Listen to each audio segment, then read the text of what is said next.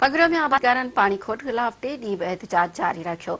आयलपुर शाख जे पुछड़ी जा आबादकारन आयलपुर शाख के 26 आरडी था ख़त्म करण ऐं कोठड़ी बैराज जे शादी समाल वाह जे 6 एएल वाटर कोर्स के उबती लाइनिंग सां आयलपुर शाख में शामिल करण शादी समाल वाह जी मोरी ते अलामती बुख हड़ताल जारी रखी वई।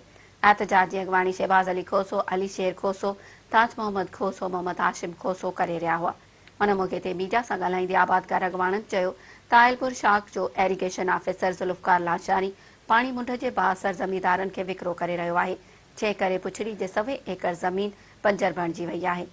हुननि जो त आयलपुर शाख के 26 आरडी ते ख़त्म करे हुन शाख में शादी सिमाल वाह मां निकितल वाटर कोर्स उबतो वाहियो पियो वञे, जंहिं करे पुछड़ी जा आबादकार शदीद परेशान थी विया आहिनि।